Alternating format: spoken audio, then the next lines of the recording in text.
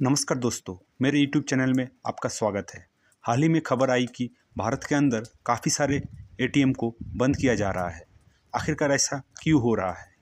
आप लोग सोच रहे होंगे कि डिजिटल ट्रांजैक्शन बढ़ गया है, इसलिए बैंकों ने अपना ATM बंद कर रहा है। जबकि डेटा कहती है कि नोटबंदी के बाद डिजिटल ट्रांजैक्शन के साथ साथ कैश ट्रांजैक्शन भी काफ़ी बढ़ा है। इकोनॉमिक्स टाइम्स के हिसाब से सितंबर 2023 से सितंबर 2024 के बीच पूरे देश में 2,19,000 ATM थे, लेकिन आज की तारीख में 2,15,000 ATM है। इसका मतलब एक साल के अंदर बैंकों ने 4,000 ATM को बंद किया है।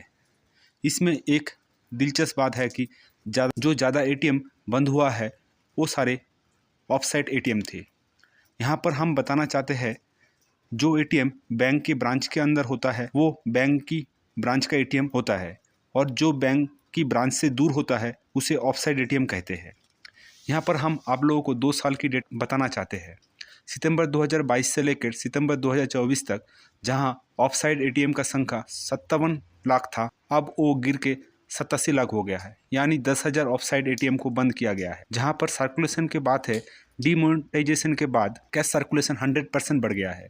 डीमोनेटाइजेशन के समय कैश सर्कुलेशन 17 लाख करोड़ का था, अब वो बढ़कर 34 लाख करोड़ हो गया है। इतना कैश सर्कुलेशन के बावजूद भी बैंक ने क्यों अपना ATM बंद कर रहा है? एक तो बैंक का मुनाफा कम हो रहा है, दूसरा है डिजिटल ट्रांजैक्शन को बढ़ावा देने के लिए।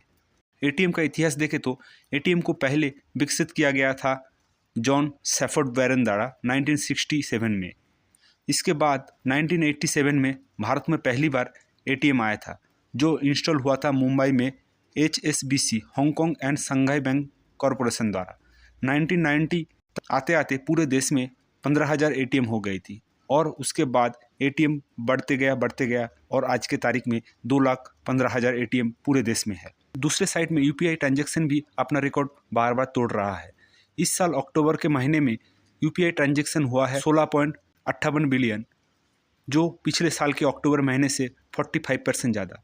30 अक्टूबर यानी धनतेरस के दिन आज तक का सबसे ज़्यादा UPI ट्रांजैक्शन हुआ था, 564 मिलियन का।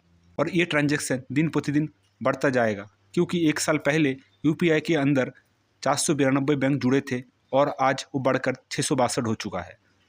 आशा करता हूँ आप लोग समझ गए होंगे आपके एरिया के अंदर ATM बंद क्यों हो रहा है। आप लोग हमें कमेंट करके बताइए आपके एरिया में कौन सा बैंक का ATM बंद हो चुका है। ऐसे ही देश विदेश की इंपॉर्टेंट न्यूज़ के बारे में जानने के लिए हमारे चैनल को सब्सक्राइब कर लीजिए और लाइक और शेयर कमेंट करिए। Thank you for watching.